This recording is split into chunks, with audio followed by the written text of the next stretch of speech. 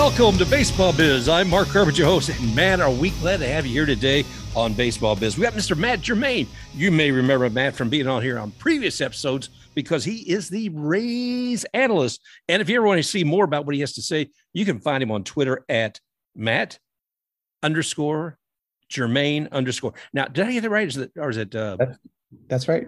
MAT_Germain, GERMAIN_ on Twitter. So Matt, I can't thank you enough for being here today. Like I said, we're right here in the morning before game one of the wild card starts for the Rays and the Cleveland Guardians. And man, I'm excited about this. How's it going on there for you? Going great. I'm amped up for the playoffs, and although I might not be able to watch it, I'll enjoy it. Yeah, I want to talk about that later, but that's a point that sticks in my craw a lot about broadcasting and making sure everybody gets a chance to see these games. But right now, let's talk about how we got here, meaning the Rays. 162 games. And, I looked at this early on and looked at the schedule. I said, who the heck made us go on the road for the last 9 games? That's a heck of a thing, brother. Yeah, the schedule was not friendly. We noted that at the beginning of the season, and we knew September was going to be a quagmire of games. So they, all in all, with the injuries and everything considered, they came out of it okay. I wouldn't say great. I wouldn't say horrid, but definitely not the way they had envisioned if they had a healthy roster. Well, yeah, healthy roster. And that's a challenge for any team as the season progresses. And by postseason, you don't know who you're going to have.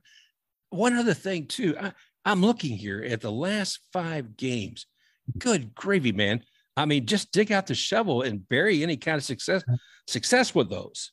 So if you look at the last 5 games and you look at the core pitching that they're going to use in the playoffs, the Rays are fine. They're not in any urgent state of affairs.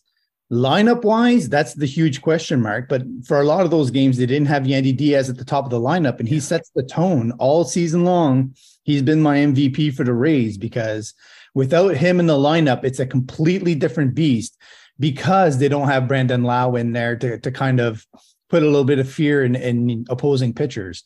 So Yandy being in there, hopefully healthy for the playoffs, is a huge thing. And I think if you look at their lineup, the 1, 2, 3, Yandy, Wander, and Randy, possibly maybe with G-Man in there somewhere, it'll be enough, I think, to get them some runs across the board to be sure. Yeah, I was concerned about all this. I mean, every team has to face this. I mean, pitchers coming in and out. I expected Ryan Yarbrough to be here, but that's obviously not going to be happening, at least not for now. I don't know if they're going to be able to get him in a little later or not.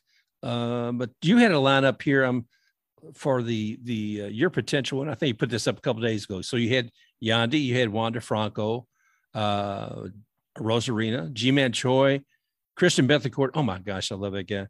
David Peralta is the DH, Manuel Margot, Jose Siri, and Taylor Walls. Right. Because I do think in a tight series like this, the Rays are not going to want to give up runs with their D. So I think they need to have the best defensive profile. So that means Siri in center and Walls at second instead of Paredes, because Paredes doesn't have the range Walls does. Yeah. So they need to get those outs when they're able to. So that's what you start with. But, as I've been looking at what's happening as far as at the plate, Taylor Walls, he either shines or he doesn't. And it hasn't been a whole lot of sun lately.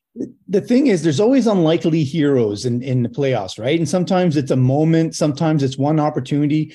Taylor Walls has that ability to kind of step up if in the right situation and make a mark for himself as a playoff performer. I don't think he's one that shies away from pressure. And I want to say the same thing for Jose Siri. I expect a huge playoff from Jose Siri. He's the kind of player like a Rosarina who loves the spotlight. He loves being there in big moments. He will get himself performing at a high level. So if you look at the bottom of the lineup and you have, him, Margot possibly, and guys like Peralta and Bethancourt, it lengthens the lineup for the Rays to the point where in the playoffs, in those big moments when they need those big hits, I think they can get there. It's just having that focus razor sharp so that they actually pull through with what they need. Well, that's going to be it, isn't it? I mean, looking at what's happening and making sure you do have a little, a strong defense out there. When you were talking about as far as let's see here, to Taylor Walls and not having Isaac Paredes out there, and I get that. That man has made some great plays. I mean, I see him catch that ball, do a 180, give it over to first, getting some double plays done, and I think that's fantastic. So. And you're talking about another thing, what happens in the playoffs and wanting to shine.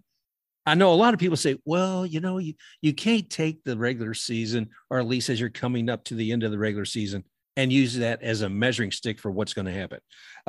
Looking at Brandon Lau in the past, there's a guy you just loved watching when he was healthy and on his game. But a lot of times when it came to playoffs, Brandon had some difficulties.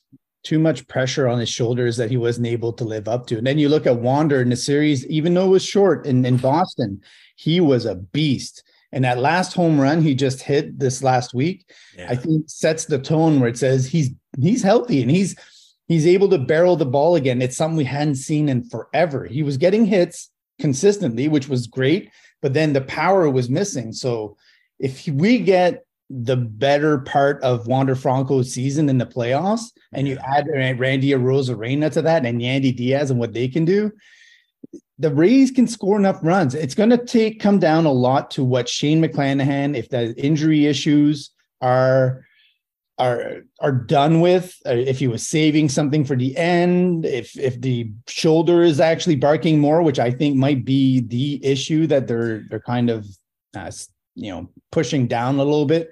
But I think they'll have a short leash if things go awry as well. So if Shane allows 3 to 4 runs early, I think that you're not going to see Shane in there very long. If he does well, they'll ride him out as long as they can, assuming that, he feels good.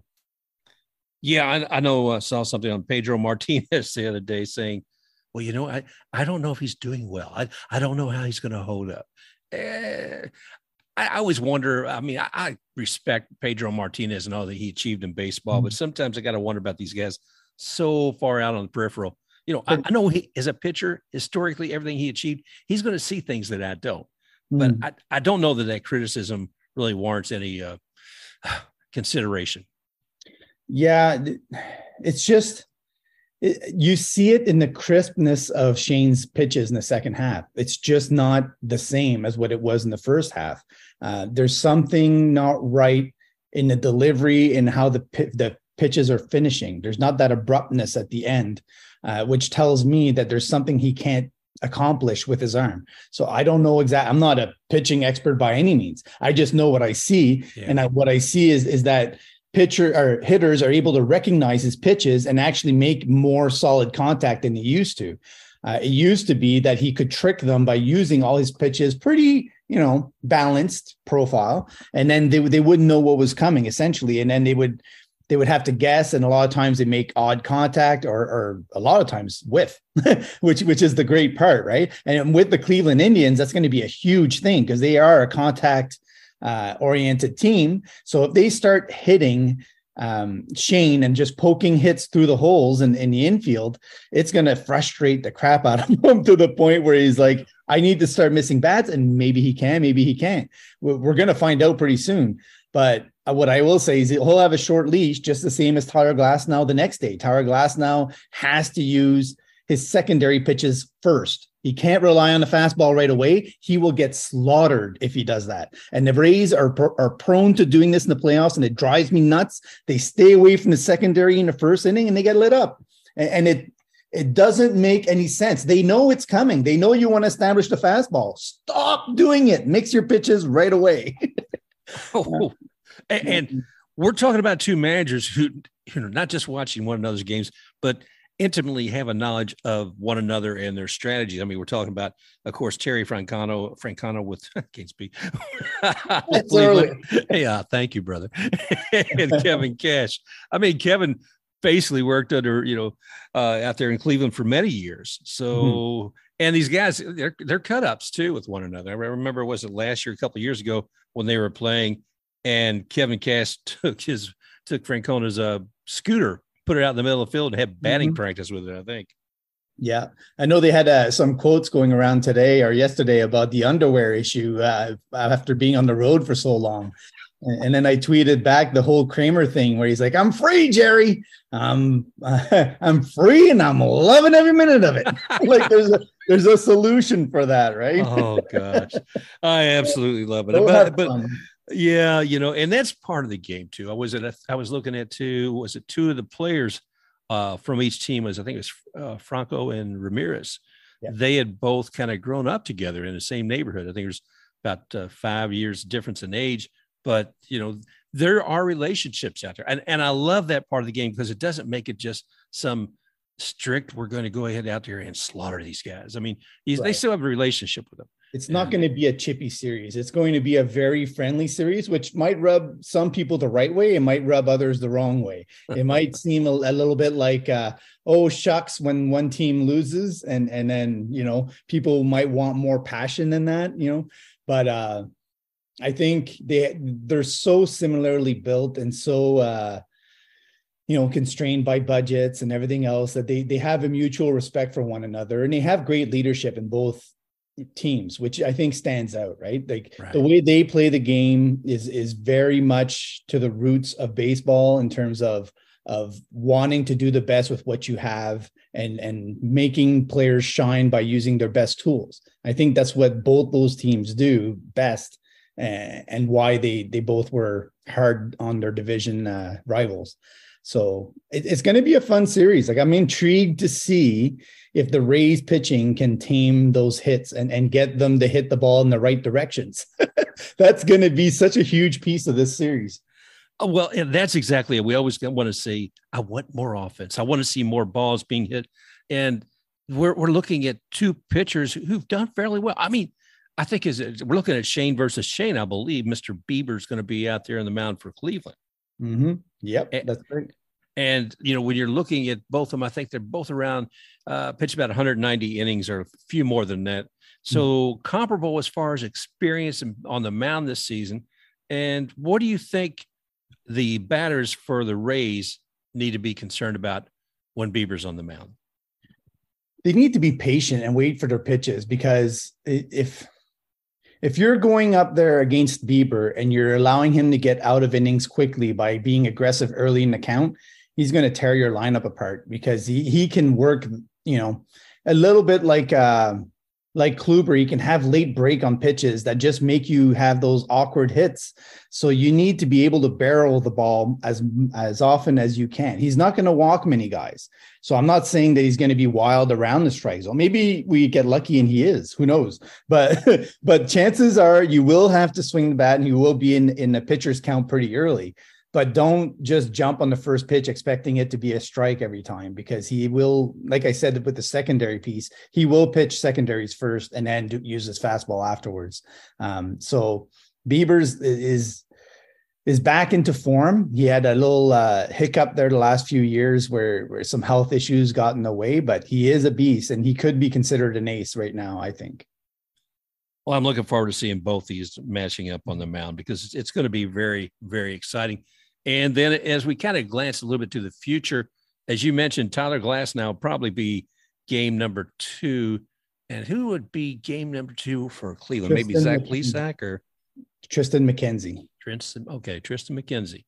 So those two be facing off. So I don't know. Maybe this will be a 2-game series and we'll wrap it up and go home and be ready to play somebody else after that. So Tristan McKenzie is sort of he's like I don't want to say a right-handed version of Chris Sale, but he's got that same kind of build because he doesn't have the same arm angle. Obviously, Chris Sale's all whippy, but Tristan McKenzie is a guy that I've owned in all of my fantasy leagues. I've believed in him becoming an ace at some point, and he's edging towards that, this year a lot. He's probably not as well known because he pitches in Cleveland, but I would take him over Jarrett Cole, because I know Jarrett Cole is going to give up those 3 or 4 runs. Tristan McKenzie can shut your lineup down for 7 innings. Yeah. And he's really, really coming into his own. He's probably the one, like, I personally, if Shane McClanahan is healthy and does what he can do tomorrow or today, then I think the Rays take game 1, the Indians take game 2, because I don't know what we're going to get from Glasnow, and the fastball I think is going to be feasted on by Cleveland. So I expect game 3 to be the decider personally. I do think it'll go to 3 games. And who do you think is going to be pitching for the Rays with that one? I would hope to see a combination of Jeffrey Springs and Drew Rasmussen. Oh, yeah. So both of them have been relievers. So both of them have that experience of coming out of the pen. So, and you put those 2 styles back to back in whichever way you want. One starts, the other one doesn't. And if you put those 2 styles together, it'll mess with their lineup so bad. And I think the Rays don't have to worry about the Yankees being next. They just have to worry about winning this series first and then deal with the rest afterwards. They can have Corey Kluber start game 1. He's been great against the Yankees anyway. He would probably relish that. And then they can reset their rotation after that. Well, it's exciting. I can't wait either. I know I was a little concerned thinking about Tyler on the game 2, simply because I know they've been easing him in as well. They should. With maybe 3 innings here or something along those lines, because they want that guy for next year and further into the postseason as well. So they've got to kind of measure how they use him and a bullpen. Okay, so bullpen, who would you have come in after Tyler?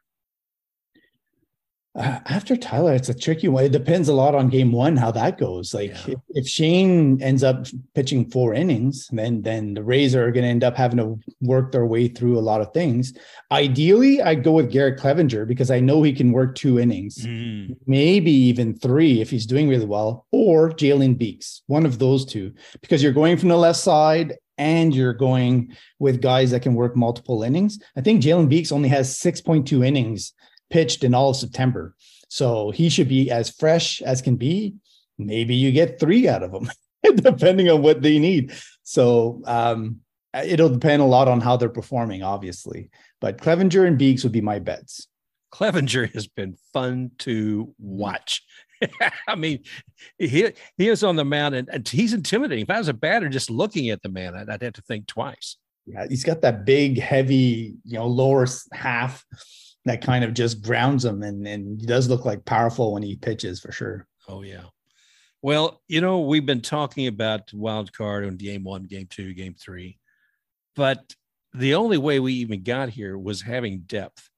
Mm-hmm. And I know one of the things you've looked at for some time is the depth of what the Rays have had from the minor leagues.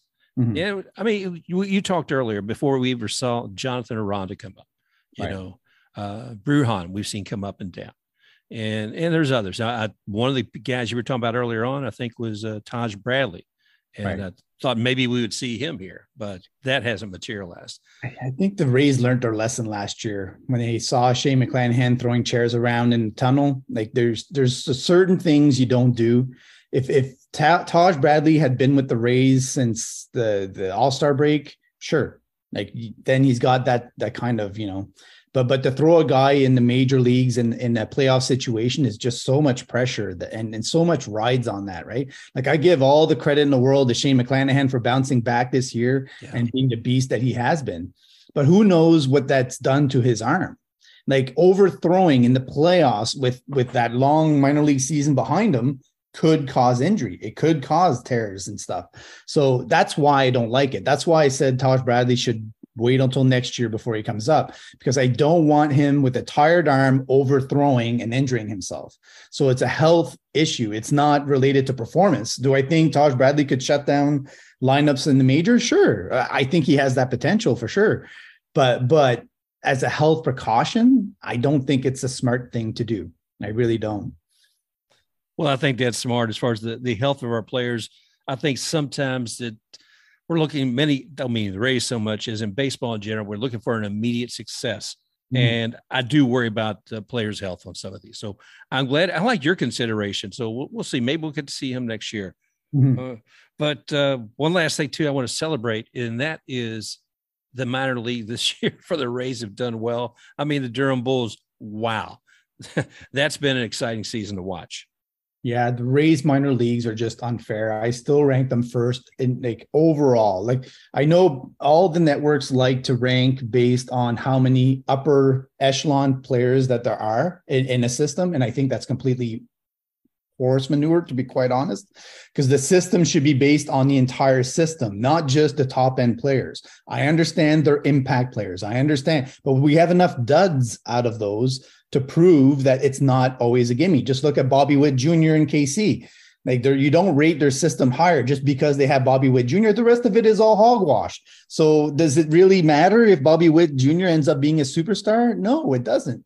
So the Rays have built a culture of winning over the last 2 years that is unrivaled in minor league history.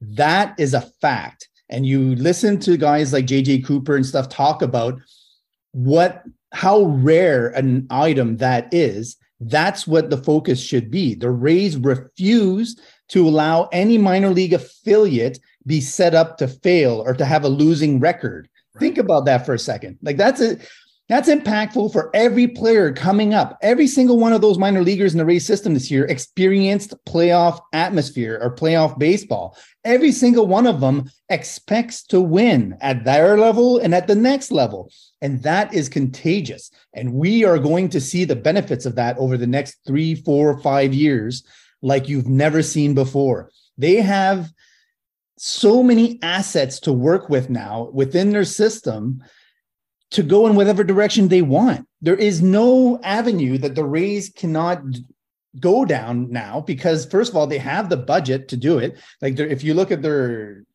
budget for next year and the year after, even with paying Tyler Glasnow $25 million, there's still a healthy amount of room for them to add in free agency to plug whatever hole or two that they have.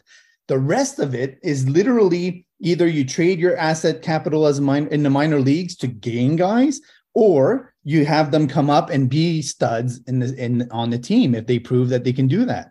So they're in such a luxury position that I think there isn't enough credit given to their entire scouting and front office staff as a whole. They are working like, there are teams I know, like the Angels would pay $50 million to $100 million just to get all of those guys in their room, because it's insane what they're doing. It's not normal. It just isn't. And I love watching it. I really do. It's exciting. And I know the minors, like you said, to see their commitment, to see their Rays commitment, to see they have the success that they do. And I think, like you said, the strategy or the understanding of a player who's gone through playoffs in the minor leagues. Plus, I think it raises up their own attitude, their own excitement, and to recognize their own ability to do things. So right. I'm very happy about what they've done with the minor league system. I will say there is one sad component. What is that, sir? You get too much talent. You see a lot of it walk for nothing. Yeah. Like Easton McGee is a good example. He goes to the Red Sox. He'll probably bite you in the butt because he'll be playing for a rival and he'll probably do well. Yeah, I love treating the competition. Come on. Jeez. Oh, gosh. Well, we got a lot of great talent. We've seen a lot come up. I think, looking over the roster, I think we've had like 38 or 39 people take the mound, including Brett Phillips, Yu Chang and other ones. So I don't know if you want to count them or not. But 57 pitchers. 57. Oh, yeah. Good Lord. Yeah. I don't know if it's a record, but it's got to be close. Oh, my gosh. Yeah, it's scary as heck. But it's been an exciting season. And I think it'll continue to be here in the postseason with a wild card coming up. What do you think the score will be today? Oh, geez. I'm thinking 3-2. 3-2 for who? Mm-hmm. For the Rays. You're just going to go 3-2, not say which score. No, just 3-2. Go ahead and fill in name here, okay? It's a good call either way, I think. Yeah. I'm going 4-2. I think it'll be a 2-run lead by the Rays. And I do think it'll be low scoring. But honestly, like I look back at last year's playoffs, sometimes the pitching matchups, when they're elite, that's when they get lit up and then you end up with high scores. For some reason, the lineups tend to step up. So hopefully it's not the case today and we get a good game.